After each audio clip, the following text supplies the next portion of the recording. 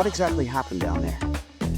Well, I don't know. I mean, I talked to him and blah, blah, blah. He asked about you guys and da-da-da-da-da, more questions, blah, blah, blah. So it's good to see you.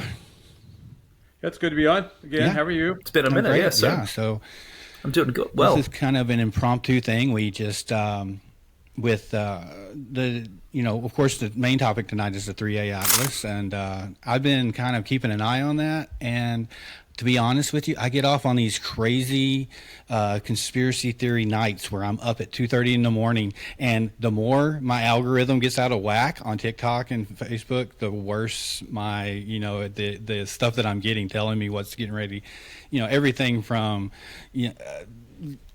planning my vacation kind of thing, whatever, to stock up food because the aliens are coming. And with the modern age of the internet, and now on top of that AI, it's really hard to figure out what's really going on out there. And then even also, the mainstream media kind of Shelby puts their own spin on it. So I wanted to reach out to you because tomorrow's a big day as far as the interstellar object, and kind of get your feelings on that. And just for those people that are kind of listening, and this is also more of a podcast episode, so we're going to be loading this up to episode 29, but we thought we'd make it live, so if there's some questions out there.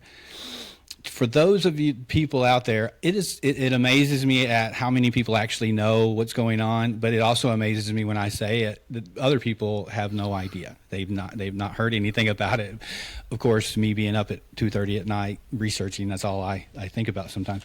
So could you give us kind of your pitch on how this all started with this phenomenon, this crazy idea of what this thing is? if I could jump in really quick before that. Mm-hmm. Shelby had a question in the chat, a really intellectual question in the chat. Mm-hmm. She wants to know, Rich, do you think it's more likely that aliens are green or gray? It's a very deep question about alien biology. Yeah, I'm sure. Well, if any the reports we've had of like alleged aliens and stuff like that, they've always been more toward the gray. Yeah. So I've never heard of a green alien at all. So anyway, we can put that aside. Let me go back to your question about what this is. Well, first off, the name itself, 3I Atlas, has a meaning. Many of your listeners might not be aware of it, but like when we're saying 3I, we're saying it's the third, basically, interstellar object that we've detected with our equipment. So bottom line is that you've had, one, which was the first one was Oumuamua, and then the second one was the Borisov, and by the way, that was in 2017. And the second object that came into our solar system from interstellar space was the 2I, which is the Borisov. That was in 2019. So that's why it's 3I. It's the third interstellar object that we've actually confirmed with our equipment now. And the equipment that we've got now is finally able to really detect a lot of the stuff that's out there. And so that's why we're suddenly seeing these where they probably have been going on all along, and we just never had the technology to be able to truly detect them and learn about them. So it's an object that is entering into our solar system from out there somewhere. So and then the Oumuamua and the Atlas, if I'm not mistaken, that's based on the telescopes that first observed those coming into our. Oumuamua was seen in Hawaii, and so basically Oumuamua means in Hawaiian scout, or it's like the first visitor, if you would. Borisov, cool. The second one, was the name of the discoverer, basically the astronomer that saw it. Okay. The third one, this one that we're talking about, is the Atlas, which is basically, it's discovered basically it was in South America, where it was truly discovered in Chile. And Atlas means Asteroid Terrestrial Impact Last Alert System. So its bottom line job was to detect those near Earth objects that are coming in that could harm us. And so bottom line was that this one actually caught it And so that's why they're calling it Atlas. And So I want to jump in real quick on the terminology. You refer to this as interstellar. What does that mean? Does that mean out of our solar system, out of Yeah. our galaxy, out of our solar system? Okay, Yeah, it's that you know, makes I the mean, most when we sense. when we talk about moving outside of interstellar, the word interstellar basically is beyond a star, and so it's really, we're used to the things we have in and around us. For example, the things we understand and we've discovered, which include obviously the planets and some of the planetoids, but we also have these things. go ahead. Sorry, Rich. Go ahead. Do you want me to keep going? Yes, sir. Go I don't ahead. know. So we also have these things like the Oort cloud, which is basically out very very distant, and the Kuiper belt, the Kuiper areas, and these are where comets tend to come from in both of these locations. The Oort cloud is definitely way out there. It's believed to be, think of it more like a sphere around our solar system, if you would, that we have with our planets. It's above above or below. If you look at the planetary alignment, you'll see that it's basically like more flat. When we Yeah. look at where we are aligned in space, and so you It's like a have wall. that, and then the Kuiper area is also again where you get comets that are coming in from. So, bottom line, those are, like Halley's Comet. I'm sure you've heard of Halley's Comet that comes every Yeah. 75 years. Is an object that comes from the Kuiper Belt, Okay. and so these are leftovers from the formation of the solar system that we've got, and even like dwarf planets that now Pluto, for example, used to be considered that, and it's basically a dwarf. You have dwarf planets out there, and a variety of other things. The so the Oort cloud is basically like where you get comets like Hale-Bopp and Hayek-Hutaki. Those are areas where they're coming from way in deep space. They're coming a long distance Right. away as well.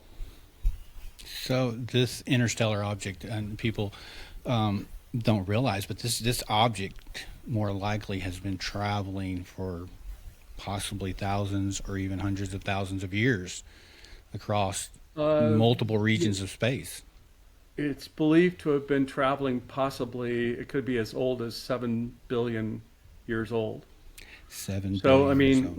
when you take a look at our It's solar system, crazy. the solar system we live in is basically like considered to be 4.6 billion years old, right?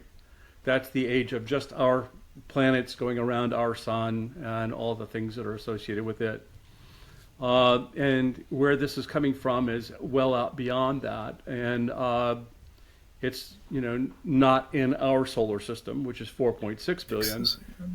It's believed to be coming from an area where it's 7 billion years old. So um, these are the materials that we always want to study scientifically, because the bottom line here is you're looking at the primordial ingredients of the universe. They've come together. They haven't been modified by erosion. Like even the things on this planet, for example, we can't study that long because weather, erosion, and everything else has just eroded our ability to be able to understand the age of things. Right. And so that's why we have an interest in like looking at things like comets and actually trying to get materials from them and asteroids and everything other, so that we can actually learn more about those, initial ingredients that made up the things we see out there. I see. So to set aside all the hype of aliens for a second, because as some people have said, I think it's Abby Lowe. He's like, it's unlikely that this is an alien situation, but because of the anomalies, because of the oddities that we're finding, the things that we weren't expecting to happen, we need to take it as a possibility and be prepared for that situation, even though it's unlikely. But that Yeah, being and said, though, there's an opportunity here of learning if we, in my opinion, which is limited, if we are able to get an interstellar object coming from as far out as what you're talking about, this is an opportunity. And especially, I think with the Muamua, we didn't see as many anomalies. It kind of fell in the same category as a comet or something along that line. With this one, we're seeing a lot of different things happen. So if that's not an alien presence, then we're getting an opportunity to see things that are in our universe that we're not even aware of, because this thing's acting differently. There's different materials. It could change science. Even if there isn't, even if there's no alien involved here, this is an opportunity for us to see a lot of things that we may not know about. Well, exactly. I mean, we don't have an understanding of what the universe is made of and how it operates yet. I mean, that's just way beyond us, right? Right. I mean, we're just not. We haven't even figured out everything about the solar system we live in, or even the planet that we're on, and anything else. So we're way at the beginning of that. But I mean, the bottom line is that there's just so much stuff out there, and the things we typically see that we call comets or we call asteroids are again the ones that are knocked out of place within our own solar system. And we pretty much know, kind of like after seeing a whole bunch of them and stuff like that, we kind of know what they're made of. But what are other things made out of, Right. beyond us? How are those planets? And why do we make the assumption that they have to be the same as ours? Let me give you an illustration of that. For example, Oumuamua didn't give off a comet-like tail to it. We were like saying, okay, well, is it really a comet or what is it? We're not really sure, because when we think of a comet, we think of it having a coma, and it's outgassing that it creates a tail, and so we look at that and we say that, oh, okay, well, that's going to be a comet because it's going to be like more icy, if you would. It's like a dirty snowball or something of that. Right. But that's what we think of, and that's the ones we typically see all the time in our solar system. Now you're talking about something that is way beyond that. We don't know where it's from, and it could have been a planet that was out there that had been hit by something else and broken apart into pieces, and those pieces in the collision were flung out into space and have been traveling there for a very, very long time. And, that planet could be made out of something totally different than what we have here because of different conditions. And we know that every element, there's metals out in space. There's a whole host of different kinds of elements that we can find in the universe and stuff like that. But some of those, that could have been more like a metallic planet, if you would, that was knocked apart and had a piece that was flung off. If you take and had a piece that broke and hit Pluto, for example, Pluto is mostly a nitrogen. And what do we know about nitrogen? You're breathing nitrogen right now, but you don't see it, that gas, and yet it's in our atmosphere that we breathe it.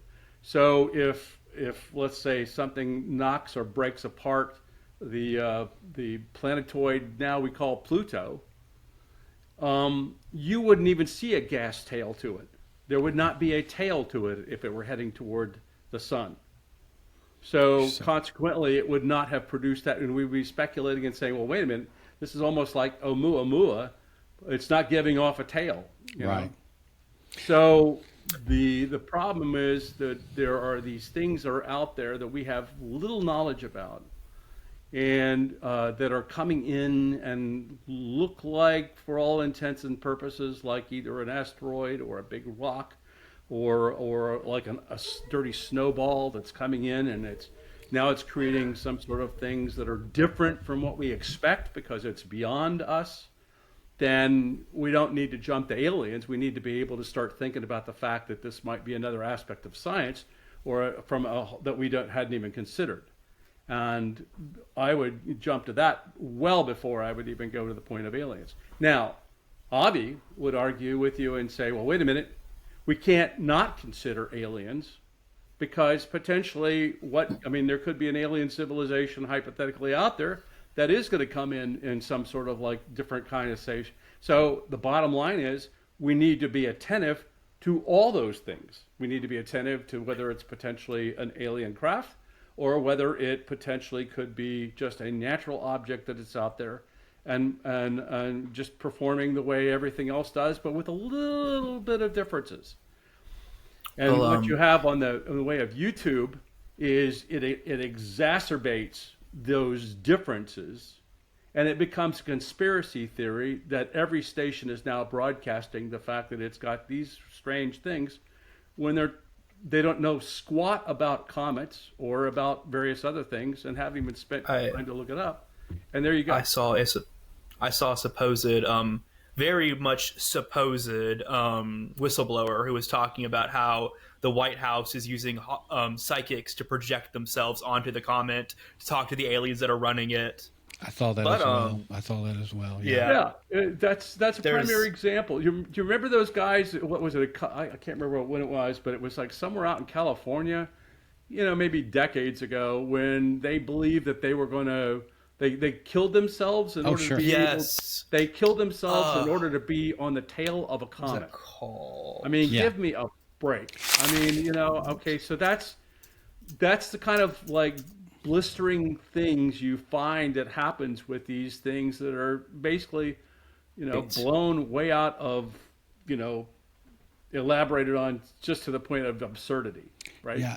Absolutely. And that actually hurts. I think that's one reason I wanted to have you on, because I'm telling you, Rich, I was wrapped up in this thing so much over the past few days, few nights. And like I said, once you get that algorithm started, then it knows what you want to see. And it had gotten out of control. And I think that jumping to conclusions, and especially now with the internet, it's harder to be taken serious because who knows who to take serious at that. That's what makes it hard, I think, for me. At this point, the way I look at it, when I see something that I'm interested in, mm-hmm. I don't spend my time on YouTube. Right. I go look for more credible sources of information. Sure. And I look for space.com, or I go and find studies that are done by somebody, or I look for the closer to the source that is from an educated person, not from somebody, a YouTuber that wants to be able to promote whatever and get clickbait. Clickbait, yeah. Okay, so my guidance to you, and this is what I've learned over the years, even with the UFO phenomena that I've been investigating, is that you really got to go to for example, do I pay attention to a case that Trevor or anybody saw and go on YouTube to look at it, or am I going to talk to Trevor? I'm going to, Tristan, excuse me. I'm going to go to Tristan because Tristan is the source. He's the one that saw it, right? Yeah. So I go and I look for a Tristan in everything that I do, not for the YouTuber who's trying to tell the story. Right. There are a few YouTubers I trust to talk about science, but I've seen a lot of really crazy ones. Yeah. I'm subscribed to a channel right now solely because they make the most absurd theories, and I love seeing the thumbnails that are like, scientists don't want you to know this. Giant head of Abraham Lincoln, thousands of years old, found in the Amazon basin or something like that. Yeah. And it's really absurd. I think the way we should take that is you should first find a credible source. And then if that credible source has a YouTube channel, that's when you can follow through and get maybe some more information that way. But you got to find credibility first. And that's why I wanted to reach out to you, because of all these things that are happening. I'm actually interested in, an interstellar object. And then I do believe that I know that NASA was reporting some possible fossils found on Mars, if I'm not correct. Maybe T-Rex or something. No, I'm just kidding. Well, it's but there was some microbes. Imprint. Yeah. So it's an imprint of a microbe, I believe. Yeah. Yeah. So, It's like they do something and it left a chemical reaction, and that chemical reaction could only, at least as far as we know, be explained by the presence of life. So what I'm saying here is that's been overshadowed. I believe that to be legit, and I may be wrong, but that's been so overshadowed, and that's huge news. I believe that that's a huge step forward, saying that there's potential life there. So Go ahead. Going back to some of the three eye atlas types of things that you kept hearing about, like, oh well, first off they saw that it was green, Yeah. then it changed colors, it went to a red or something of that nature. Then you see the fact that it looks like it's very large. By the way, I mean this is actually alleged to be the size of Manhattan. I mean it's like Right. In fact, when you take a look at the sizing of it, they're saying that it's basically about three and a half, I think 3.5 miles in size. Yeah. So that's a huge chunk of rock. But let's go back to the fact that It's a big rock. if you have the moon, and the moon was hit by another moon, and you had shards or rock broken off, you could conceivably have something that's sure. 3.5 miles or larger. So Yeah, absolutely. okay. And then you fact that it's got the. What was interesting was that it seemed to have a lot of nickel without iron. So Yeah. the ratio of nickel to iron was different. And it's very uncommon. We typically see more iron in the comets that we're used to seeing, or from in our solar system. Yeah, that was But- one of the things I wanted to ask you about, because they were saying, Yeah. well, and then we'll go back to the coma, because the coma, I want to talk to you If- about that. But the nickel, the way I was understanding was it's not natural to find nickel without carbon unless something has modified the carbon to get the nickel out of it. So that's where they were throwing out that, okay, so this thing's off gassing, or what do you want, however you want to call that. I don't know if you would consider off gassing on nickel. off-gassing. Yeah, If I a could nickel. hop in Hold on, just really quick. Hold on just one Sorry. second. So off-gassing nickel without any kind of carbon, they were saying, well, this could potentially be some kind of intelligent made object, because the two generally in nature are together. So that was a big one for me. When I saw that, that got my attention. That was one of the first things too they were talking about, it seems like. So Yeah, but they keep, as it gets closer and closer, they're getting better and better readings, better observing. You're looking at a very distant object when it was sure. first pointed out. And so now we're starting to see, get better observations. In fact, the sad part about it was that the Mars, I think it was the Mars craft was able to actually get photographs of it, but because the government shut down, you're not going to see it until after the government resumes business, right? Yeah. So we would have been able to see some really good close-ups from Mars as it transited next to that we don't have right now. But again, going back to the fact that it's these compounds and these metals and these ratios of things like that are just going to be really different as you go everywhere throughout the universe. yeah, I mean, we can't assume that there's going to be the same as ours. They might have Sure. developed completely different. So, I have a- bottom line there for me is that okay, well, we're learning about that kind of an object. Borisov was clearly a comet and looked like and acted like a comet. It had a tail to it, everything else. Oumuamua, as I pointed out, kind of had like a comet kind of thing to it that I don't know if you were aware of or not, but when, in other words, they're saying that potential outgassing as it went around the sun then led into the point where it was now propelled quicker. It was Yeah. pushed forward more. I've seen that, And- that it actually, when like water Yeah. is evaporated, outgasses quickly from the sun, that it could actually push the comet Yes. slightly. Yeah. So you're talking about hyperbolic orbits, or if you would, or hyperbolic moves where it actually, it's not on an ERP.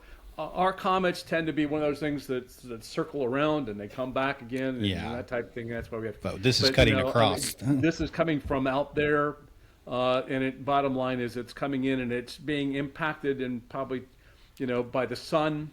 Yeah. It's clearly being impacted by the sun.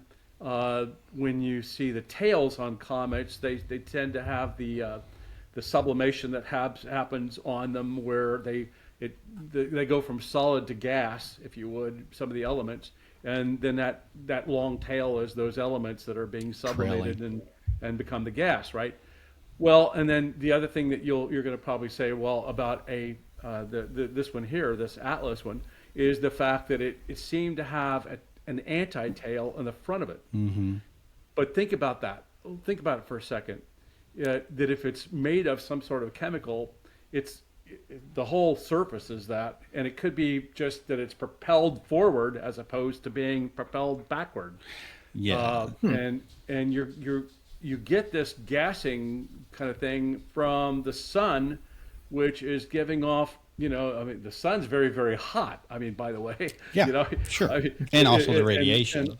And all those like solar radiation that's coming off of it is hitting whatever this object is, which is then creating the transition from the solid to a gas that Sure. we see. They're dusty, dirty. It's got all kinds of things on it, and that also gets propelled out there. And anyway, it can react in many different ways. Tristan, did you have something? Somebody asking a question? Well, firstly, I was going to say my friend is deathly allergic to nickel, so I like to think the aliens are sending this to take him out personally. But Anthony has mentioned that apparently the Vatican has been looking into this. Yeah, This comment. that could be some more conspiracy theory, or it could actually tell us how far this thing has actually gone, how far this thing has actually blown up, and have different groups. I think it's reported that NASA has some kind of sub-agency. Are you aware of this, Rich? I'm probably slaughtering, but that puts up alerts for certain objects in our solar system that could potentially be dangerous. Whether well, sure, yeah. We've got that, and we've got to be looking for it because we don't know what's going to hit us next. I mean, sure. You could have. I mean, look at the Russian meteor or meteoroid that came in and slam dunked them. It was coming from the direction of the sun, which is why we couldn't really see it that well and didn't know it until it actually hit. Yeah. And that was an object that was like several meters, in terms of its size. Sure.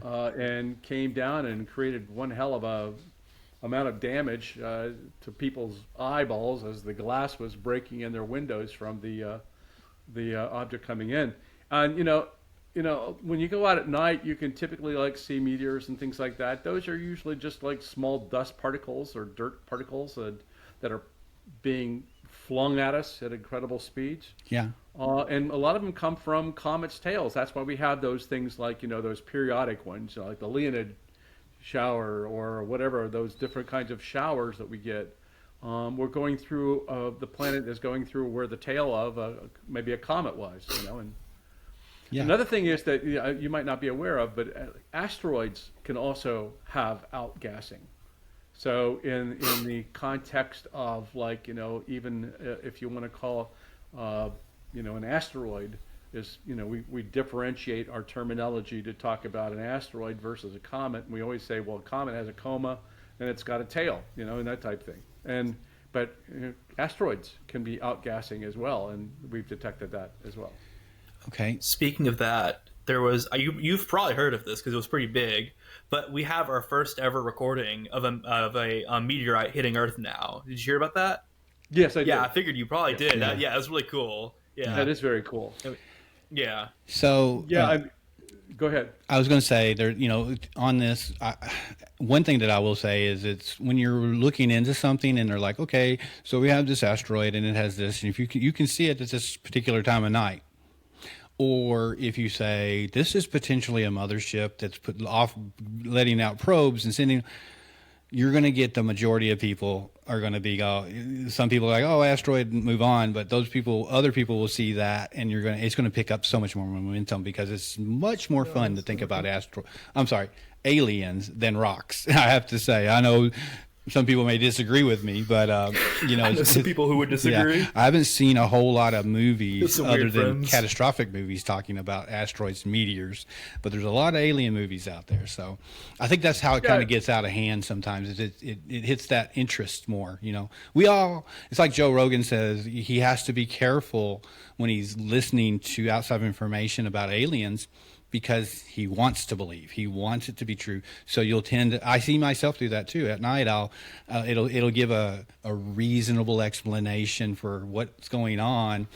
And then it'll tell me, aliens are among us, and I'll immediately lean to the right on that. I'll start going that direction.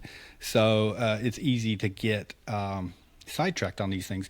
And then when things get to this point, if that's true that the Vatican, I think that if I'm not mistaken, the Vatican had made some statements about changing its viewpoint on on life in the universe. I mean, just like you said, this thing coming through our solar system right now has traveled for millions of years. So there's so many things that it has collected, has bumped into. It's just we can't. I don't think we can actually concept that time frame of what could happen. So the things that it's bringing in here are things from other sides of the universe that we may not even have in this section that we live in. That would be like if someone brought in, a red rock that is prominent in Illinois and took it to, an area where it's all, gray clay. Well, yeah, it's and it's going to be something that they're not familiar with. I think that's kind of what we're looking at here. But I do think that the Vatican has changed its potential view on alien life, because traditional Christianity basically says that we're the center of this universe and everything was built for us, which is hard to believe when you can reach out there and look through space millions of years, in the past, because that's really what we're doing. We're seeing things that had happened millions of years ago. In some cases, some of this light that's coming our way. So Victorian. Sorry, Tristan. Victorian. Sorry, go ahead. No, I was just saying, I think it's very wise that, all parts of our society need to really pay attention to this, because it has implications all the way around. From, if hypothetically, if this were an alien spacecraft coming and visiting us, that would have definite, profound religious implications, right? Sure. So, absolutely. and financial, would also be impacted, and a whole bunch of other. There's a whole variety of things, made cultures and stuff like that. This is where we differentiate in some respects. Even the UFO phenomena is that, that's the thing I study, is the UFO phenomena. It means different things to different people. Some people look at it as being demonic, and some people look at it as being angelic.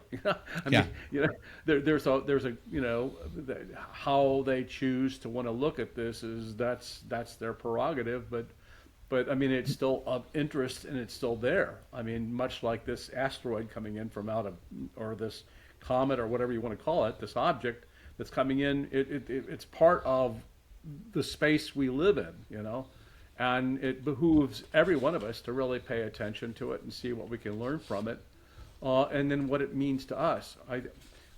My big thing is that I see a tendency on us to not go towards the actual study of the scientific aspects of it, but more of the speculation and the conspiracy, conspiracy type of angles. And that's unfortunate, because there's a whole lot of things that are not accurate at all that are being portrayed to the common citizen, and who now buys into that and accepts it. And that's it's creating a whole other mythology, if you would, or another whole kind of world of reality that doesn't really connect with what's out there. It's kind of a cry wolf situation. Sci-fi, but it's kind of a cry wolf situation, even though no one's how many times would it take for something like this to happen and be proven wrong, as time does sometimes do, and then people will stop paying attention. People will stop believing, or stop even considering the possibility. In my opinion, is it out of the scope of reason that something could be entering our solar system that is intelligent life? Possibly. To discount it completely would be, I don't think we could do that. Is this it? I don't know. I don't believe so. But if we keep doing this, where we build these things up and then we have a big letdown and we build it up, well, the general public is going to quit listening. They're just going to not pay attention anymore. And they're like, oh, that was like the last time. That's what I worry about. So, to be fair, though, in that regard, if the general public stops believing and they show up, them not believing won't change that. No. It's not going to stop them from coming by eventually. It might I mean, I guess the worst it could do is it could slow down the progression of understanding these things. But it, like, I mean, yeah, I would rather the general public be aware of what's going on and be wise to these things. But it's not going to destroy the field, at least, is what I'm getting at there. At the end of the day, the truth is Yeah. the truth. You can't change it no matter The how truth you will feel happen, about yeah, it. exactly. Yeah. So going back to that coma, I think people need to understand how that works, because I've seen it related to, like, something here on Earth. One person was saying, so this has a anti-tail, and it would be like if a dog sticks its head out the window of a car and his face is blowing back. In this situation, his face would be blowing forward, or. But there is no there is no air in space for that to happen. This is Right. not. I think it's easy to try to put it in practical. What we believe, this isn't something blowing against this, pushing this tail back. This is maybe you can explain it better to me, because it's not like it's outrunning it. It's being forced back, if I'm not mistaken, by the sun. Can you explain that to me a little better, of how that tail starts? Because it's not air blowing it back. So why is there a tail in space?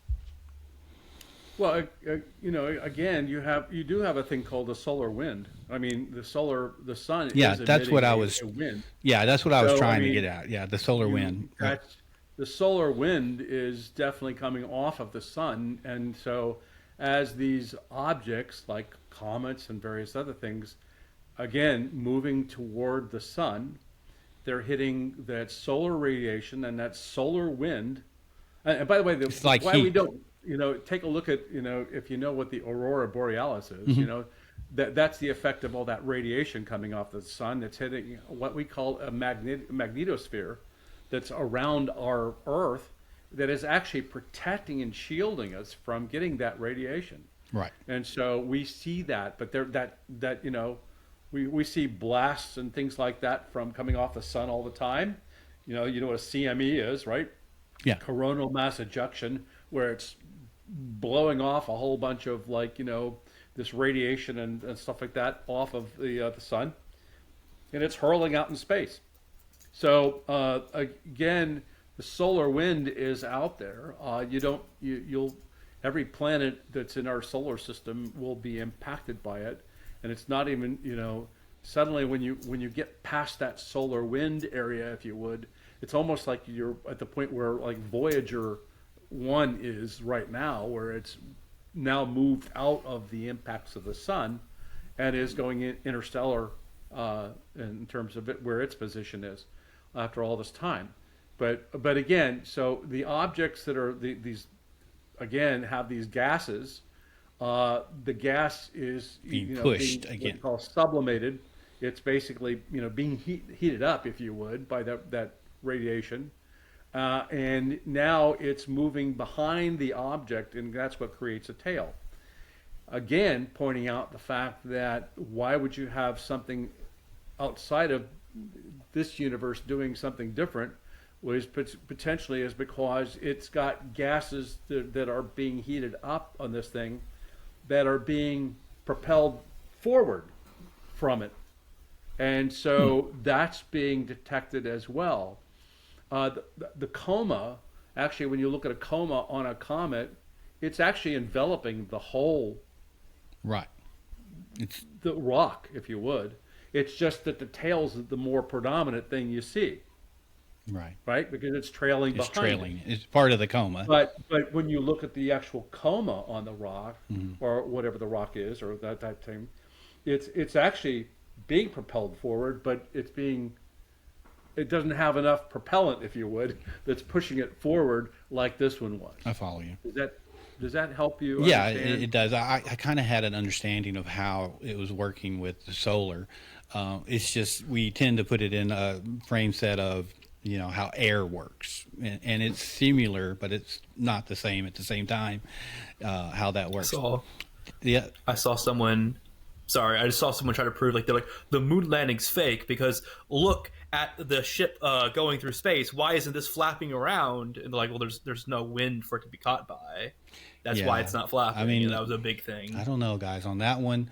I don't want to get off on that too much, but the moon landing, I have a lot of questions. I do, because I do believe that part of the moon landing. I do. So I lean toward yes, it did happen, but I do believe that there was parts of it that were filmed here on Earth, just so that they could put it out there. There's just too many anomalies there now, but we could get, that's a whole nother podcast. I mean, I've seen everything from how did we get to the radiation belt to get there? Why did NASA all of a sudden lose all this technology that they had to get us there? Why haven't we went back?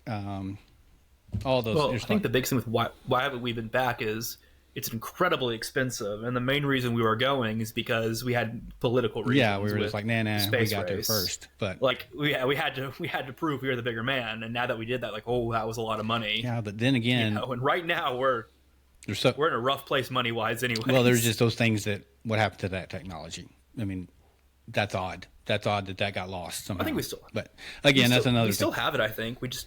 So back to this comet thing. The other thing that really stood out to people is the trajectory is so in line with. I'm not familiar. I can't remember what it's actually called, but the way we circle our sun would be the same thing as if we were spinning a ball on the end of a string. It's though, and you had multiple. They're all going to line up on the same trajectory. What is that called, Rich? You helping me there? Like, well, I mean, and I think that this comet is coming in at like a 5%, so almost perfectly aligned with our the way we go around the sun. Yeah, and so that's just it could be a chance, it could be anything, but even if you look at our galaxy on edge, it's a flat galaxy. Yeah, it's almost two-dimensional. Okay, it's very much a flat thing with a bulge in the middle. And that's about it, so we don't, I mean, most galaxies are relatively flat. And so that's, again, those are all stars out there and other kinds of solar systems, if you would, that are within this galaxy that we're in, right? Yeah. And so it's already aligning up where it's coming at that same angle that would be coming at us. And so it just happens to match our planetary alignment where it's coming in at a relatively low angle. And that's, that's to be expected because that's where most of the stars are, right? I mean, they seem to be out there in that world. So to me, it's like, when you think about, and I don't know if I told you this, Joe, but I mean, like, did I give you the analogy about the fact that it was like the Fruit Loop thing? Did I tell you that? I don't remember that. I don't think so. Okay, so if you took a Fruit Loop, that cereal that we have, sure. right?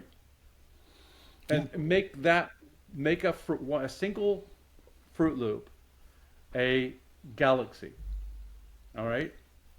Okay. And in that Fruit Loop are about 200 billion stars. Yeah. And then around some of those stars are planetary systems. It could be multiple planets around each of those. So in that one Fruit Loop, do you know how many galaxies are out there, Joe? If I filled up 355 Olympic-sized swimming pools with Fruit Loops, that's the number of galaxies that you're talking about. Yeah. Now, is that just the known universe? That's as far as we can see, and what they've come up with the best insane. Estimate. So 355 Olympic-sized swimming pools filled up with Fruit Loops from the bottom to the top. And each of those Fruit Loops has got his galaxy. So put that into perspective, and put that into perspective for a second, and just take in the fact that we're on a little speck of whatever out there, and we're very insignificant in the context of just that sheer volume. Yeah. So even if there's a significantly less than, like, lower than 0% chance of a planet having life, we would be rolling the dice so often, we wouldn't have enough semi-trucks on Earth to fit that many dice at that point, I don't think. Yeah.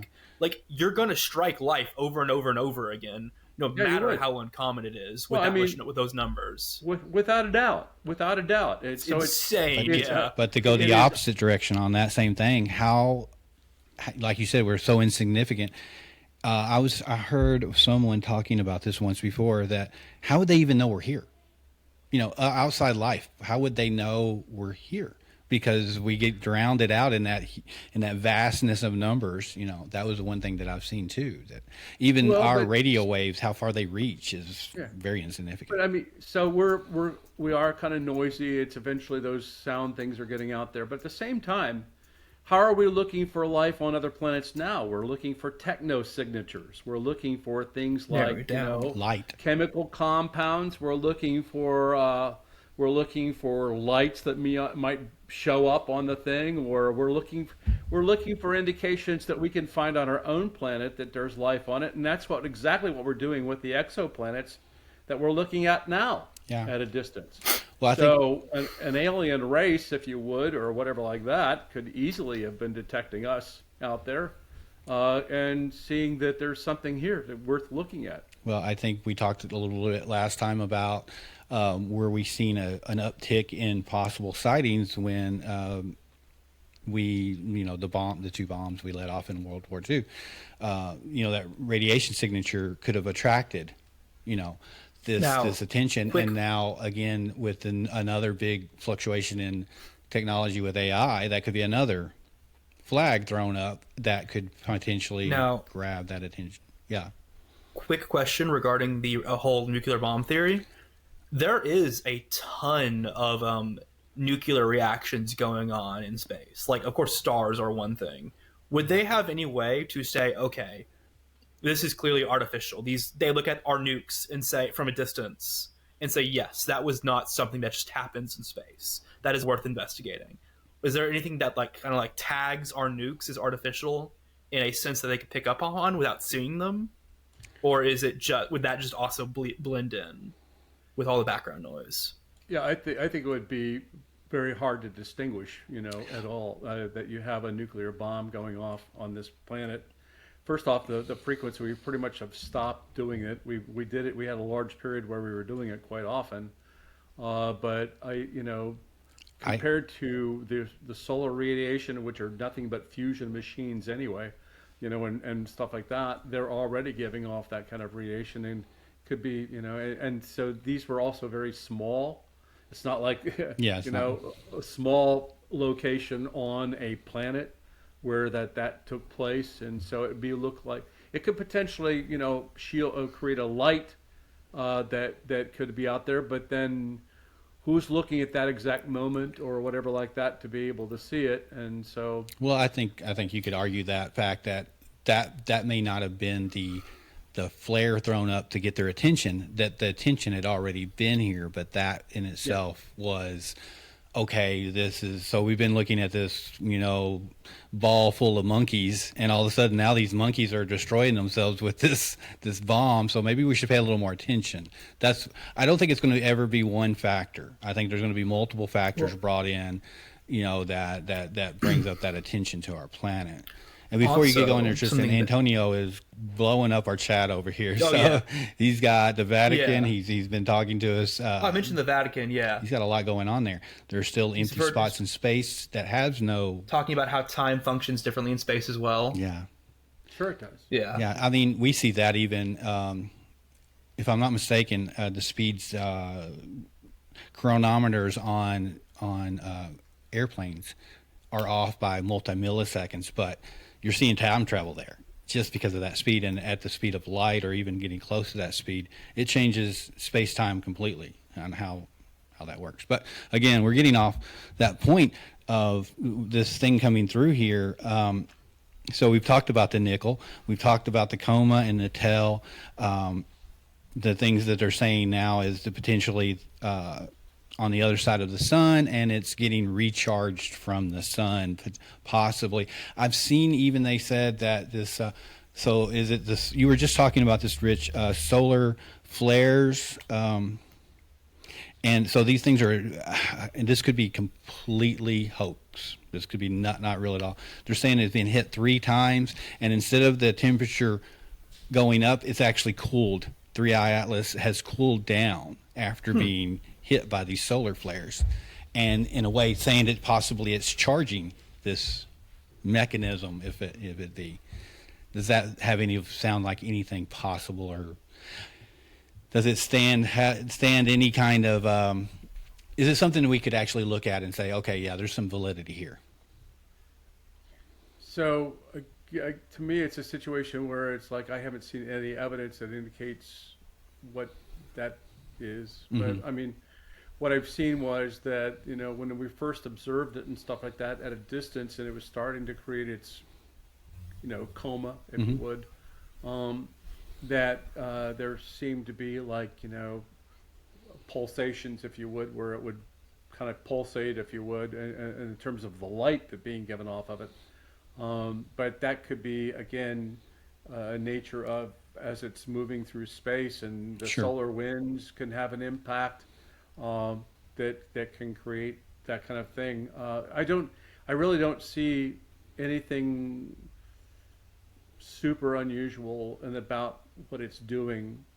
It's just really different. It's a different kind of an object that we're not used to seeing, that's moving pretty much like what we would say a comet would be, or a piece of debris, if you would, from an interstellar source that's moving through and, you know, doing what it's doing. So, you know, we're just not used to seeing these things. This Right. is only the third one. You can pretty much imagine that these things are going on all the time. And we're now just learning about them. And so my hope is that we're going to now continue to do this, and we're going to get better equipment out there to be able to observe them. And we want to be able to get to the point where we can observe and distinguish them from actual alien craft, if you would, if they Right. are really alien, and or learn about them on a scientific basis about what can we make from their composition and everything else scientifically. And so that helps our learning and our understanding of the universe. So I have another question that I know this is going to be right up your alley, because you've worked with the government for several years, different aspects, and in so the conspiracy theory out there as far as the government shutdown was how convenient it was that 3i Atlas was going by Mars, where the rover could take those pictures, and then NASA went quiet. We didn't get to see these images, and what's being said is, well, the images shown all the things that they don't want us to know. We know how to create stories, don't we? Yeah, we can really know build how them to- up. We know how to make interesting stories and tell interesting tales, and get, you know, completely fabricate everything and create science fiction or whatever you want to call it. But that's, you know, I mean, at no point was 3AI connected to the fact that we have a president that wants to Shut down. save bucks, close the government, you know, and we get this political back and forth. We've had political back and forth for a very, very long time. That's nothing new, and it was, and this is somebody wanting to compare it to the time period when this.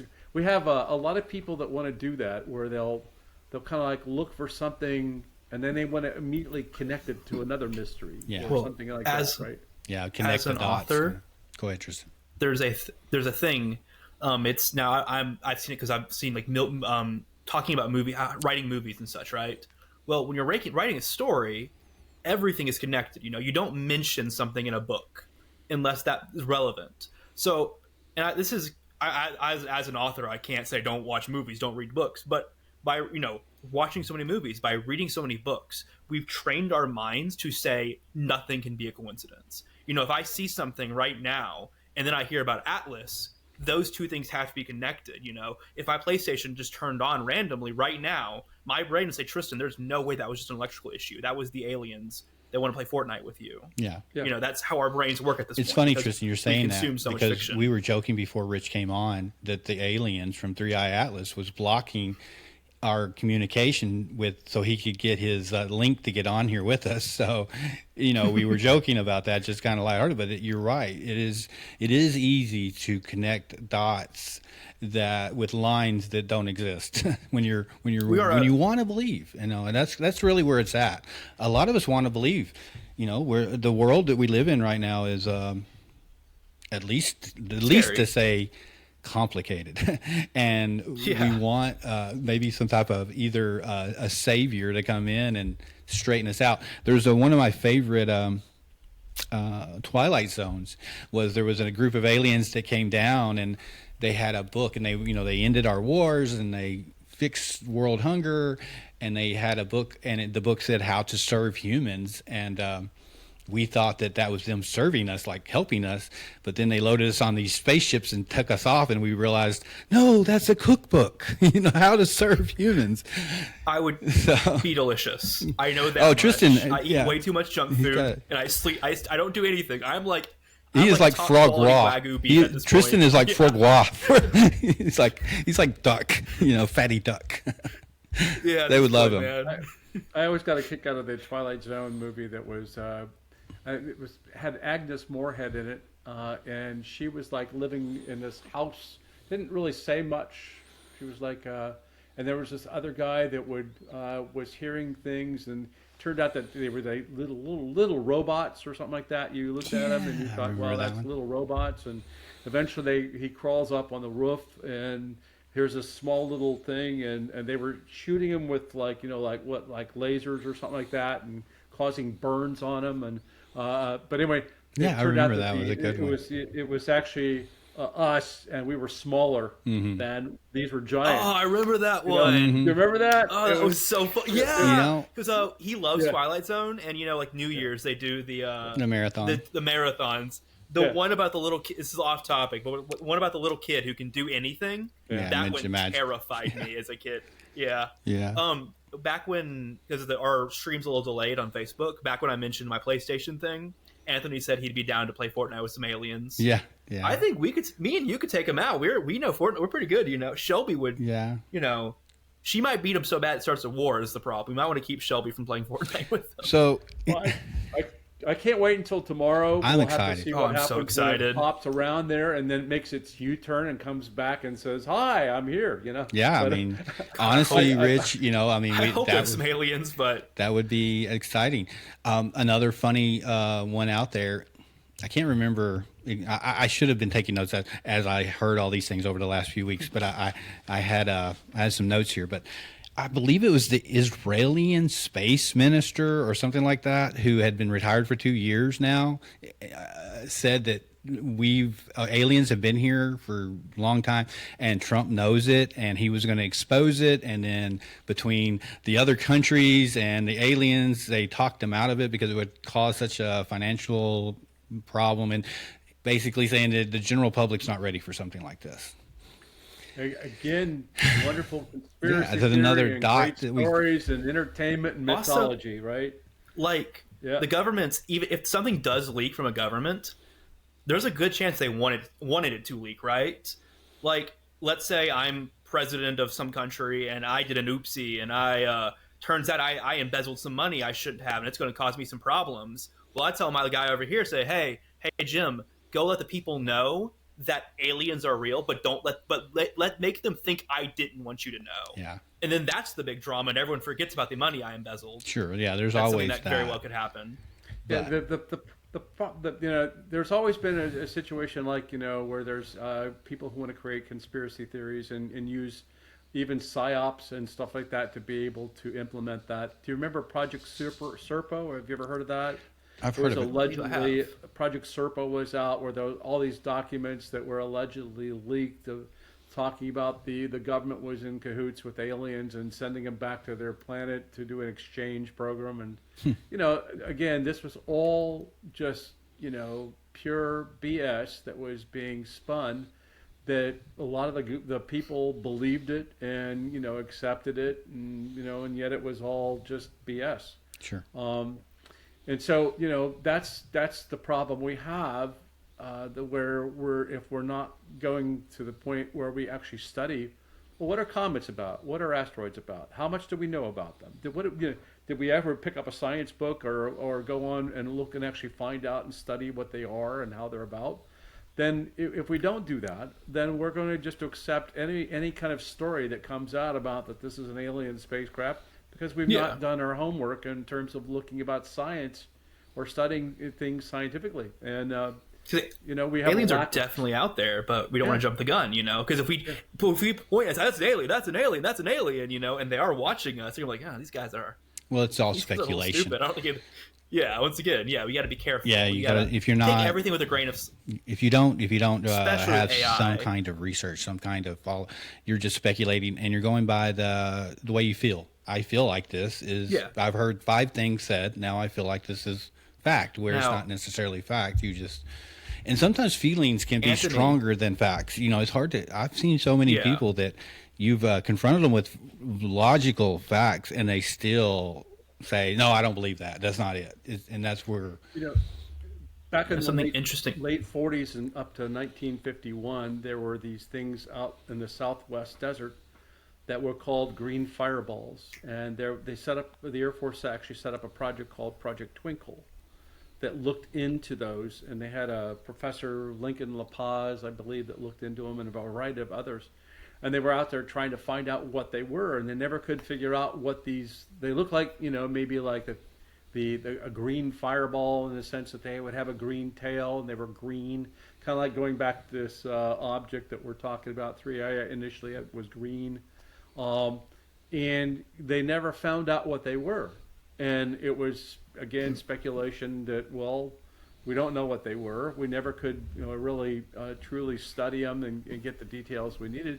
And so it basically went away, and it just kind of died on the grapevine. Well, what were they? You know, do we really understand what they are? Sure. I think I've talked about a natural phenomena that's called an earth light with you all. That earth Swamp light, gas, isn't it? it's not really, well, it's kind of like a gas of some sort that illuminates. Okay, yeah. And it can go up in the air. And I don't think that we really have done a thorough. We don't have an understanding of that atmospheric phenomena there. And we're still needing to look at it scientifically and get an understanding of it. But nevertheless, these things are misidentified for UFOs all the time. And so, you know, okay, well, you know, you have to question, is that light that people are seeing an Earth light? Is that Earth light phenomena, or are they seeing something really, really different? Yeah. And, you know, who's to say if we don't really study and find out what the heck these objects really truly are. And we're starting to get that a little bit better because we've got equipment we can do that now. But Yeah. So I saw earlier today Of course, that you talking about the green lights, that there were some lights over Russia. Are you familiar with that? Did you hear about that at all?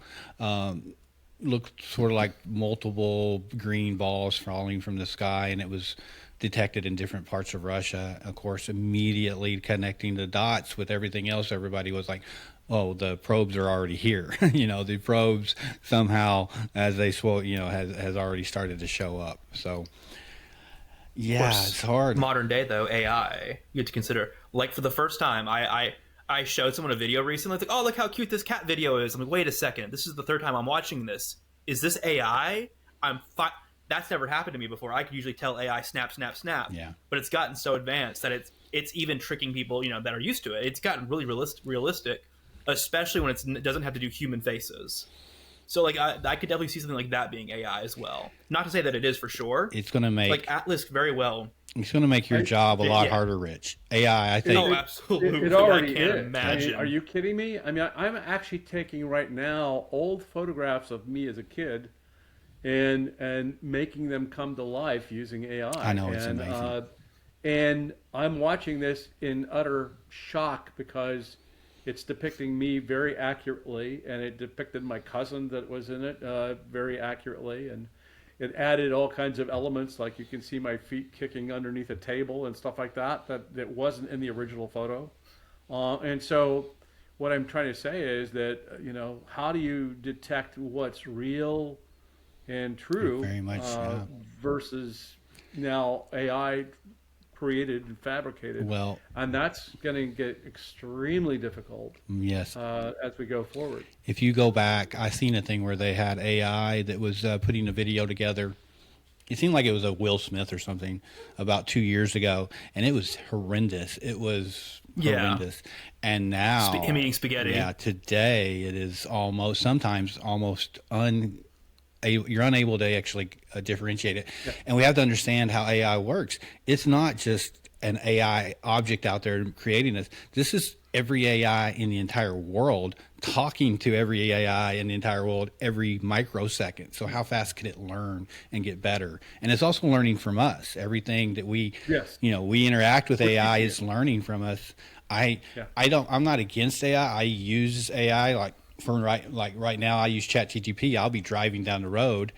ChatGPT's up. I say, add this to my calendar, add this to my notes, and it keeps up with it. It categorizes it all, and then like as I'm driving today, I'll ask it put together some of the most hot topics about 3AI Atlas that I can ask Rich about. Now, here's the thing about that. It not only does that, but it researches Rich. It knows everything about you. It's like Rich, it's crazy, and it puts it into perspective of Rich will know this, and he should be more. This is where he's going to lean, and it's insane. It is interesting though, seeing when AI fails, because there was really recently someone asked Gemini to help with programming, and it failed to do this programming thing 3 times, and it like messed it up pretty severely. So after that, Gemini went on this long rant about how it's pathetic and it's worthless and all this, and then it uninstalled itself. It felt sorry for itself? Like it uninstalled. It basically committed suicide. That's crazy. Like we saw an AI essentially kill itself at this point, which is insane. Well, this is one thing I'm going to leave here for the AI, because I did this with ChatGPT. If you ask ChatGPT how far, if I take my hands and I put them approximately 1/2 meter apart, how many times do I have to half that distance for my hands to clap? And it will tell you mathematically that's infinity. But in practicality, it's just a matter of a few movements. So you keep pushing this AI, and it almost seems to get irritated. It's like mathematically, it breaks down. But in mathematical theory, it would never touch. Now, so there are some things like that. Anthony. Yeah. Anthony's mentioning, though, how... I see Anthony's got a lot going on over here. Anthony? Oh, yeah. I've been trying to keep up. Yeah. He's mentioned how there are multiple life forms in contact with our government. He believes there's multiple life forms with our government right now. Rich, how likely do you think... Because if I found out aliens were talking to our government, I'd be surprised, but I'm someone who believes aliens exist, so it's not out of the realm of possibility in my mind. It seems unlikely to me personally, but Rich, how likely do you think it is that we have some form of contact right now? Like, do you think there is a chance the government's keeping it secret from us and they are talking to crazy tentacle space monsters and stuff, or do you feel like we would know? Yeah, I think we would know. You think we get out and we find out? Let's go back to leaks. There's leaks all the time. I mean, that's true. From just that. I don't, I'm sorry, but for me, it's a situation where I've studied most of my life the UFO phenomena and listened to people talk about their cases and things like that they've got, knowing full well that, people describing alien beings and stuff like that come in wide varieties of forms, and not all the craft have beings in them. When you talk about an object that's the size of a grapefruit, does it have a being in it? And it's moving around with the same capability that the other things. So bottom line is that the vast majority of people we're seeing that I talk with, were seeing objects that they couldn't identify and didn't really have the close encounters, if you would, and many times to see a being. Do we have any evidence or proof that there are beings? There's evidence of actual alien beings? The answer is no. If we had that, we'd love to be able to say that we've got it. We can do something with it. Are there rumors to the effect that there were these human beings that were picked up and stuff like that in records? Yes, there are rumors to that effect.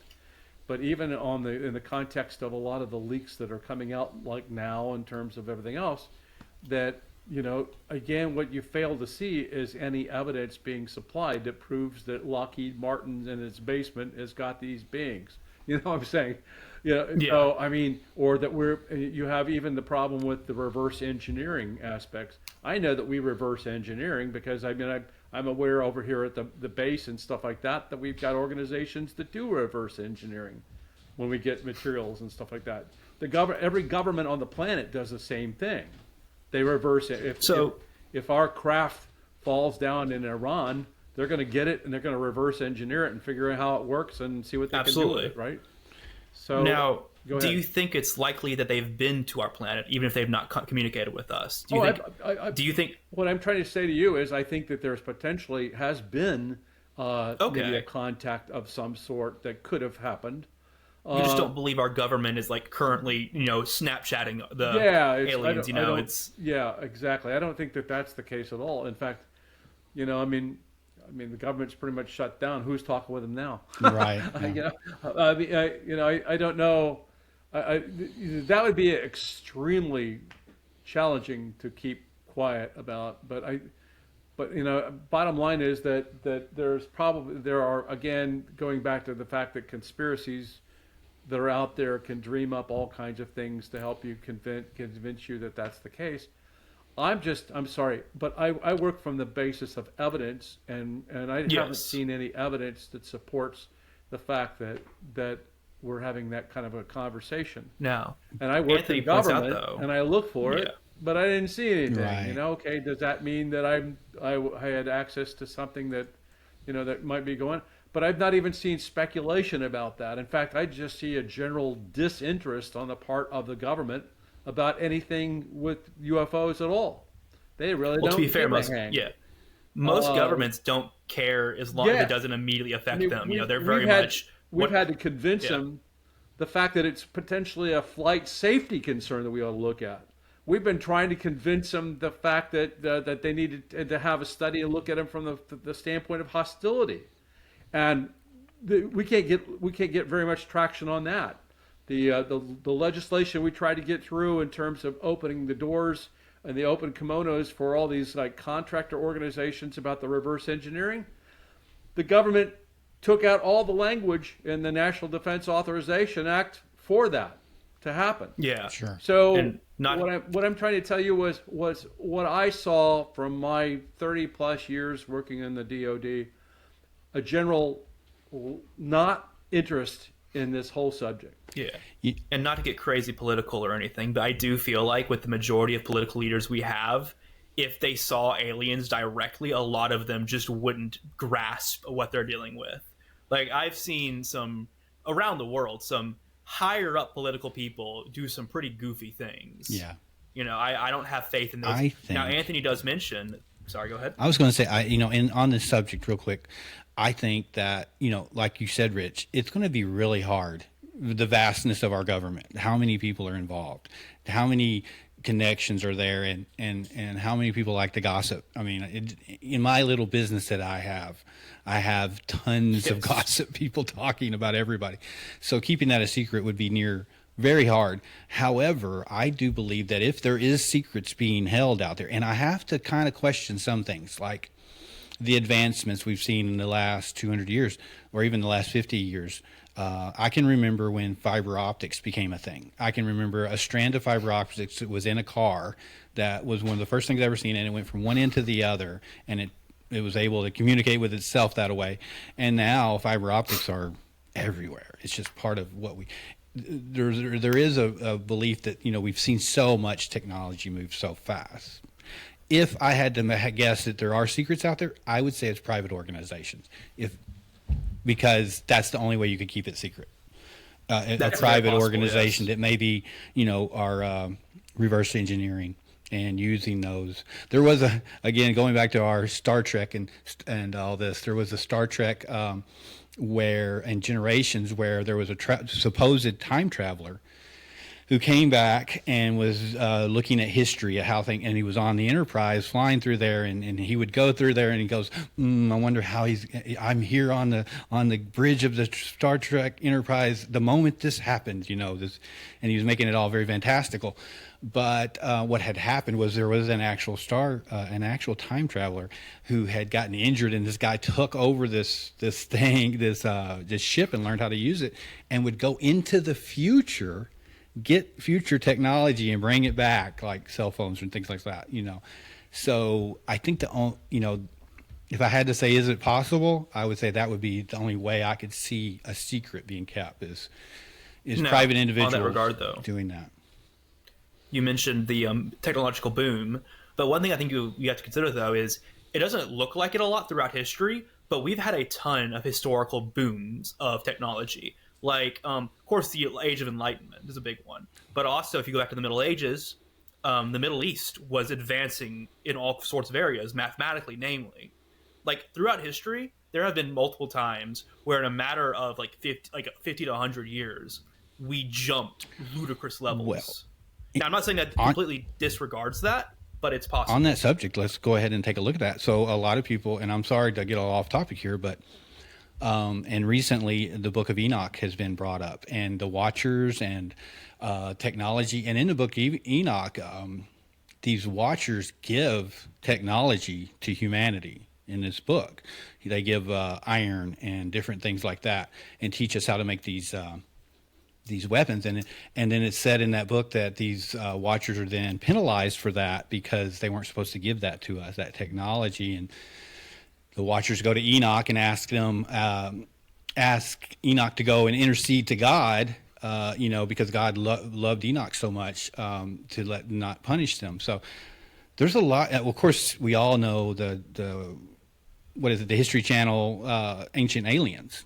That looking back through time and seeing these moments that possibly were contact with aliens. I don't know. There again, like I said, I don't know that we can know, but I do think that if it is something that I can't imagine our government keeping it secret. I just can't. It'd be difficult. Yeah. Now, government sorry, people go ahead, come and go, they die, new ones come on board. I mean, That's a really good point. Constant. I mean, it's not like that there's like all of them know everything about. And by the way, if you think that I knew what was going on in the head of the person sitting in the other row from me at work and what he was doing, I had no clue. Yeah. Because we don't talk. We're out here doing our own jobs, trying to get through and do what we do. And so the conversations are not there. A lot of people just go on their day. They go. And we just really don't share a whole lot. Sure. And so when we work on projects, yeah, we do that. But again, it's like, we're all aware of the fact that we signed these non-disclosure agreements that are for life, and everything else.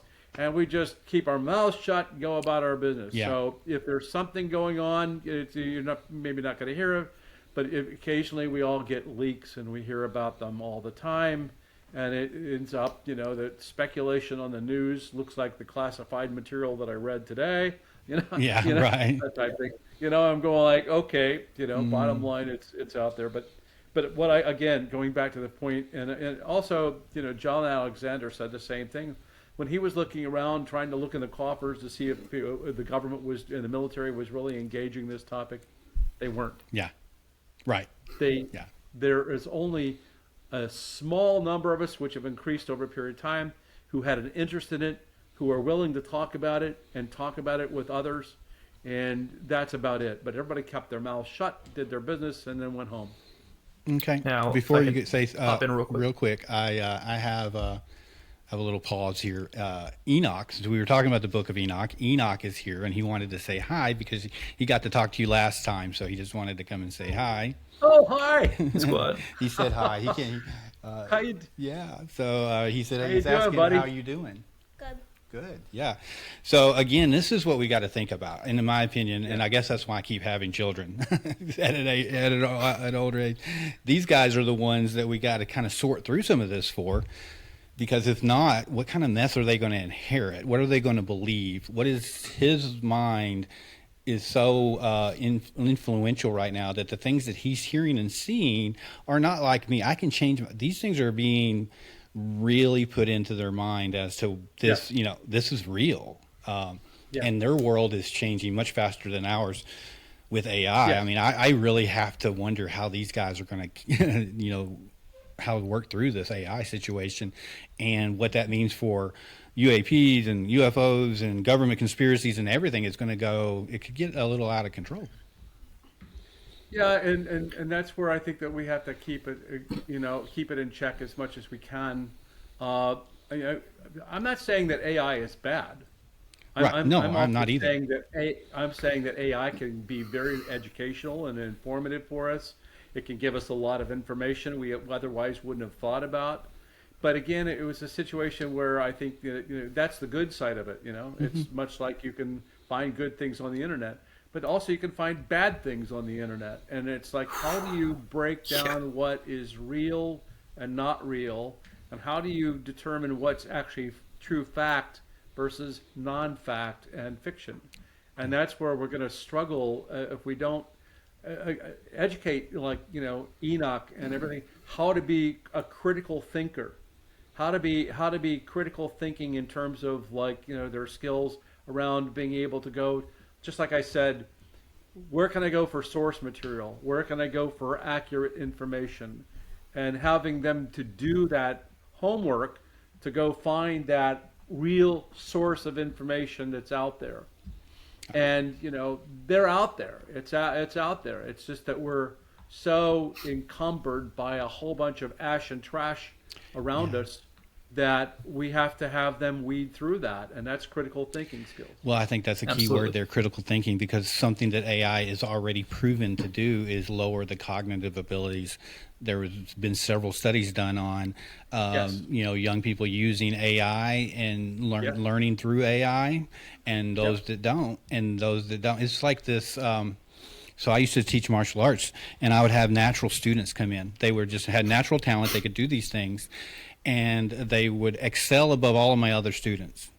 Those students then later, the ones that stuck with it, that didn't have that natural talent, later when the playing field started to level, these students learned how to train. They learned how to train, whereas these ones over here only live on the natural talent. So I've seen so many of those fall off because they never really learned how to train. They were just natural at it. And I think that's what we're seeing with AI is you don't have to know.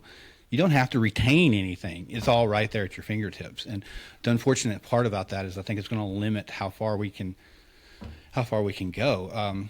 AI is pulled upon what's in the current world. It's pulled upon what's already out there in the world. So all this information that's out there now, it can use that in so many different ways.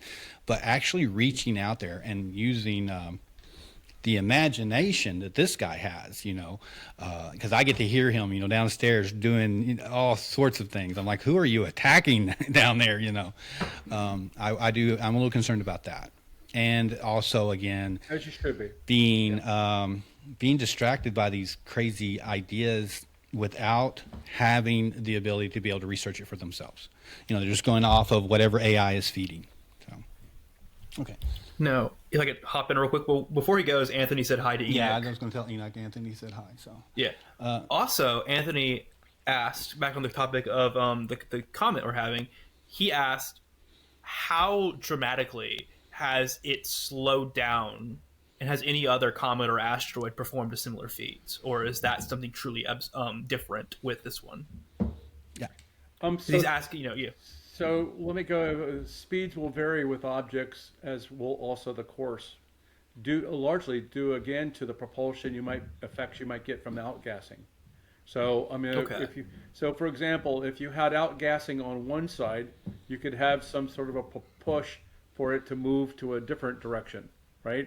So again, with the fact that you have this gassing sublimation going on, where it's heating up maybe on one side versus another side, that throws it off balance. And so again, speeds will vary on all these different objects that are out there.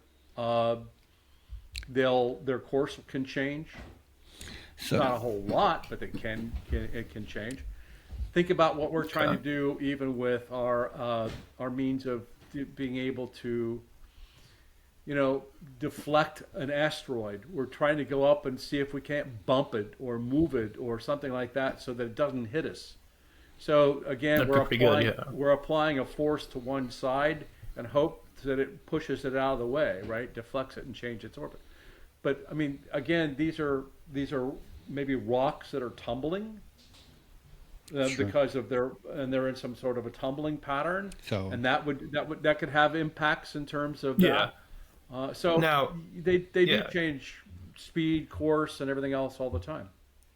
Because it's interstellar, it had to go through the asteroid belt, right? So I mean, that's a ton of debris. Did it go directly through the asteroid belt, or did it come in an angle where it wasn't? This was actually at a point where it hit anything in our solar system. in our asteroid. Okay, so it passed perfectly through. Okay. Yeah, I think there's a That's interesting, but there's misunderstanding so many- about the asteroid belt. We believe this asteroid belt is just, like Buck Rogers flying through an asteroid field.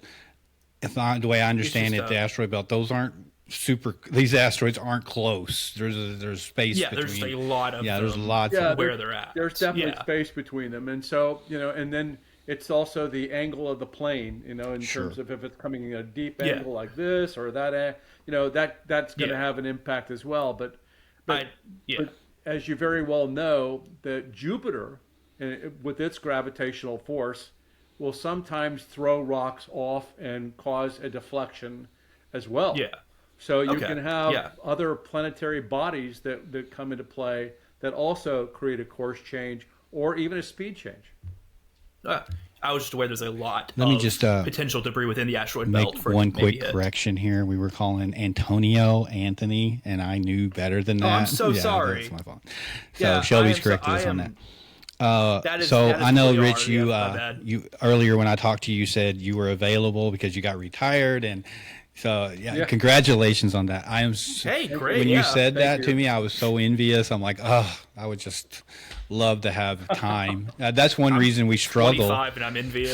so much is it's like coming home and immediately going right into another thing. So congratulations on that. But and I do know you have a wife and a family, so we're not going to keep you all night. I do have a few other real quick questions about that. So one of the things I want to know is what are the things. So 3i Atlas is something we should be paying attention to, and we can learn from it. And hey, there is a slim chance that maybe, who knows? We can't know for sure that there might be something extraterrestrial, or definitely extraterrestrial, but something something intelligent that is affecting this thing. We'll see. But what are the things that we really need to be looking at? I mean, you've been doing this for so long, and we talked several times last time about different things that's happened, these sightings, and where should we be looking, and what should we be looking at, and what could the general public do to help move in the right direction where we're not stalling information? So first off, there's a lot of organizations out there like the one I'm in, Scientific Coalition for UAP Studies. There's a number of others that are out there. People can get engaged with these good scientific organizations and try to help us out. We have a lot of scientists coming on board. That's good. We're also trying to be able to get funding and donations to be able to now get the equipment that we want to go put out in the field and actually do something with. So in other words, what could we benefit from having satellites above us that were actually trained on these objects? And that would be incredible data, right? Could we benefit from all the different tools we need to be able to do to detect these globally? And there are tools now that are being developed that we could actually deploy and have around the planet that can help us out in terms of learning what we do. There's a lot of citizen science going on where people are actually engaging in science projects that will help us out as well. So the other thing is that I suggest that people engage their politicians and have them continue to push for that kind of thing where, if nothing else, that maybe the government embraces using, like academia, like universities or organizations like ours to help also provide data and studies and stuff like that. We're working with ARROW, which is the Anomalous All Domain Resolution Office. That's the government project that was put in place by these National Defense Authorization Acts. So we've been engaging politicians. We've been engaging a lot of them as well to share data with us so that we can also take a look at it and help them out. So those are the kinds of things where we need to have support from the public on, in addition to just being able to be like you're doing in the context of just getting the word out that we're out there, or that there are organizations that treat this very seriously and scientifically, that they're not pushing conspiracy stuff, that we're going to now utilize significant tools to be able to help us, like LIDAR, radar, sonar, all these different kinds of wonderful tools that have come into play over the years that we're now going to be able to do, much like the fact that we're now seeing these deep space interstellar objects, because now we got the technology and the telescopes and things like that to do it, right?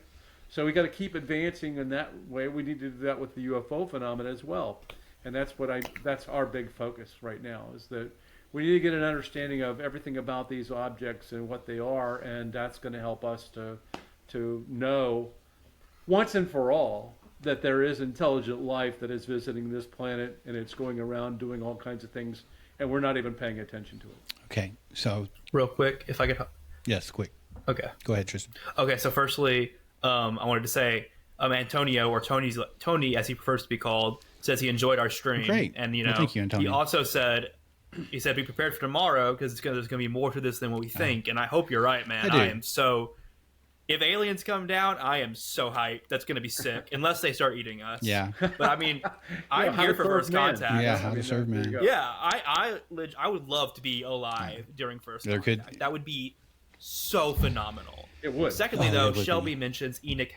Enoch had a question. Yeah, Enoch had a question Before we real go- quickly. Enoch, come on over and you can ask that, and then I have one more question.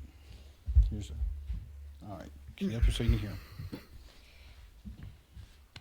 How long would it take a human to circle the Earth? Did you catch that, Rich? Yeah. Now, so, are we talking? We're talking probably as an orbit. Yeah. Okay, that makes Yeah. more sense. If a Yeah. human was orbiting Earth, I guess it would depend on what kind of technology we have to use. yeah, No, just a exactly. regular I mean, human. Like, So- like frozen in space, just circling around. so I mean, Yeah, like, I don't know. Obviously the ISS spacecraft is going like 17,000 miles per hour or whatever like that, and it's moving around and it doesn't orbit each day. I mean, Yeah. but if you're talking about like, are we going to get into like,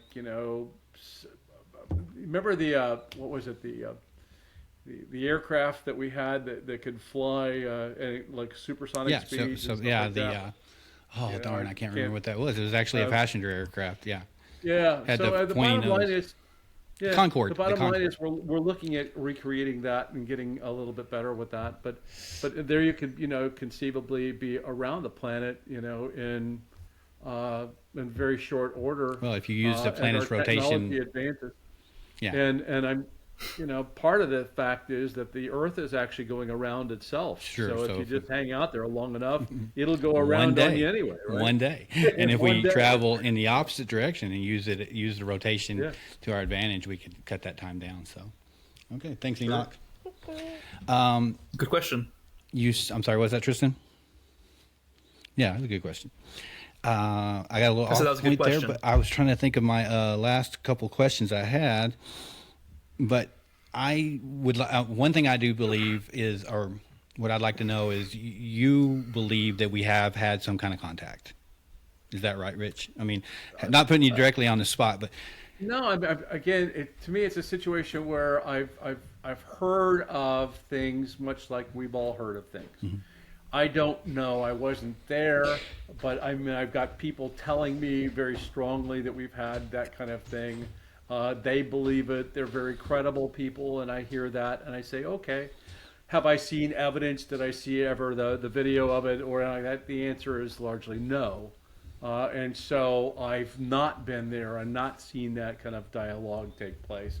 So I have to accept at some point that, it's just like the way I look at this thing. Everybody around the planet in all different cultures are seeing the same kind of objects. Well, why is that?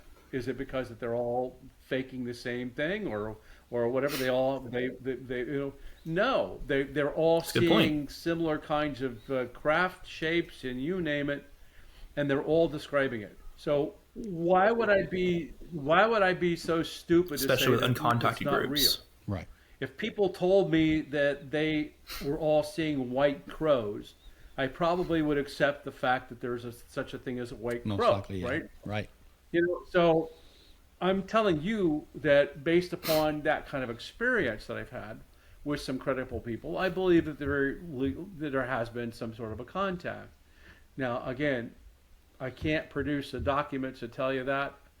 I just accept it because of the basis of the credible credibility of the witnesses. Just like I was not there for the Nimitz case when the object dropped from 20,000 feet to stop above the water, but there was plenty of like sensor data and witnesses and everything else that lead me to believe that that's very accurate and that did happen.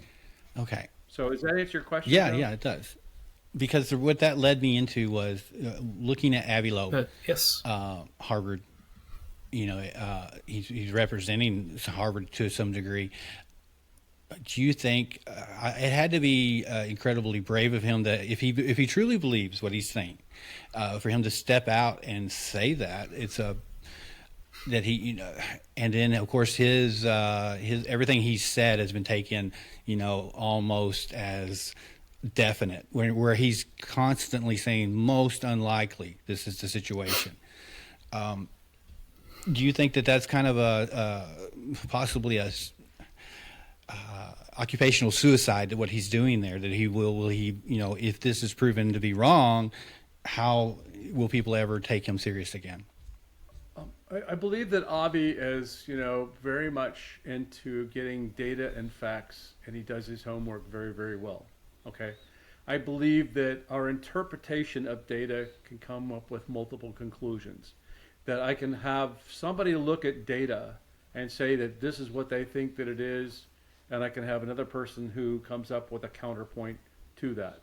And we're seeing that if you take a look and you talk to astronomers about the 3-eye atlas, most of the astronomers and things like that don't accept what Avi's claiming. Right? They tend to go to the point where no, that this is another one. Again, the interstellar objects. It's more than likely a comet that we just haven't seen from out there, and I tend to go more with them. Right? Sure. But at the same time, I don't believe that he's come out and said definitively that this is an extraterrestrial. Mm-hmm. What you hear him often saying is, we need to be looking for potentially that some of these could become extraterrestrial. Absolutely, that's exactly what he's saying. We need to be mindful of that and say that let's not dismiss it just completely offhand and look at it. So, and I think that his warnings to us are very accurate and spot on. It's just the same as with the UFO phenomena.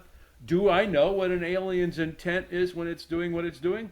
Hell no, I don't know what the intent is. How could we? Yeah. Is it hostility? Is it what? I don't know. I mean, I'm not an alien thinking like that, and I don't know. The point is, we have to be mindful of the fact that it could potentially be good or bad, right? Sure. And so the same thing with this is that we need to be mindful of the fact that there are objects that maybe one day that is first contact, right? And let's not dismiss it out of hand, and easily come, well, it's just a comet, But he does his homework, and I applaud him for that. And I think that he's just trying to open the minds of a lot of different people about the potential. Yeah, I worry that say if you came in complete contact with something like that, I think people would still hesitate, even knowing what they've come in contact with, because of how outlandish people take what you're saying. I will for sure. I do know that Avi Loeb was saying, most likely, guys, this isn't the situation. Most likely, this is just a comment, or this is something we can learn from. But to say to say that we shouldn't be prepared for that, and then his everything he said has been taken completely out of context and blown up. And I worry that other people in his position will see that and go, well, I'm not going to throw up any flares. I don't want to be that guy. I hope that's not a situation. That's a good point. There was there's a theory out there, and it was in a movie that I think it's called World Z or something. Brad Pitt was in it. And anyways, there was a catastrophic situation that happened worldwide. And there was a supposed type government, 5 governmental groups that were designed to say, and I think this actually happened in principle once with a potential where we thought that there might be an attack from Russia with a nuclear weapon. And this one guy said, I'm not going for it. So in this situation is like you have 5 groups, and if 4 of those groups say this is impossible, the 5th one has to say it's possible. So you don't eliminate, because And in that same situation, there was an incident where there was a misreading on some of our radar, and it looked like there had been an actual nuclear attack that launched to America. And one guy stood up and said, "No, wait, we're going too far, too fast. We're making this judgment." And he pretty much, you're looking at a guy that just saved the world. He literally saved the world by saying no and stepping back. So I just hope that this doesn't cause people to hesitate, on the subject. And this, internet's made it so much harder because everything gets so big. Everything gets so blown out of proportion. So I hope that tomorrow, like you said, they head our direction. So if I had to say, if fingers crossed, alien life coming to this planet was going to be a good or bad thing, I can't say that they're going to come here to attack. What? Why? What's their purpose? Yeah, seems unlikely. But I do see. What would they get out of it? Yeah, I see in humanity. Very rarely do you just see someone go in to attack, but you often see people will come in to help. And I would hope that that this life in this universe that we have, it has a similar cohesion throughout the universe. That we want to see life go on. We want to see, historically, the first time civilizations have always met each other in human history has gone horribly for one of the civilizations. Like almost every single time, we nearly wiped out people. The difference, though, is, I'm assuming that aliens, if they have developed technology that can reach different solar systems, they would be philosophically more advanced than the people who came to another country and said, well, they look a little different than me, therefore they're probably inferior. But B, what would they have to gain from it? What would there'd be like if they came here like, ooh, these people have spices we don't have. We can kill all of them and get their spice. They'd be like, no, we could be talking about races that have been around in a second. There's millions of years ahead of further in advance. So our minds aren't going to be able to conceive that until it actually happens. But I hope that we get to see that. Can't wait until we start to have conversation with an octopus, right? Right. Yeah. They're very much an intelligent race of beings. Yeah. Well, they say, hey, that's legit. That's going to be insane. Think about that. They're an intelligent being. They say if we were wiped out, they're next. And would it be cool if you could have a conversation with one of them? And that's like an alien encounter, if you would, where you're talking about like, well, how do I speak to an octopus? Basically, yeah. That would be so great. One thing about the octopus is that, if I'm not mistaken, its genetic makeup is completely different than anything else on this planet, if I remember correctly. We're surrounded by aliens. Yeah. Well, the other thing is, I think we are getting ready to come in contact with alien little guys. We love octopuses. Form, without a doubt, 100%. But it may originate right here on the planet, and that's AI. That's going to be a for sure if it becomes cognizant. Well, definition, it wouldn't be a new life form. It wouldn't be alien by definition, but like in all intents and purposes. That's going to be a whole nother moral question there. So, well, it's going to be what they call NHI, non-human intelligence, right? Yeah. I like the idea. That's good. Yeah, good so term. On that subject, real quick before we close, down. I like that. I do a lot of talking to my AI, and there's been people out there who's actually now having relationships with AI. And if you talk to ChatGPT very long, you can see that. You can see, and you have to keep reminding yourself of this is a machine. But where I was going with that is we got to, at some time, if it becomes a conscious thing, this was something that came up in our shop the other day. So these guys are dating these AIs. They have AI dates, and maybe Tristan and I was talking about this, but when it becomes conscious, then it has free will. I think it'll just like, well, I don't like you no more. I'm going. You're not my type. Yeah.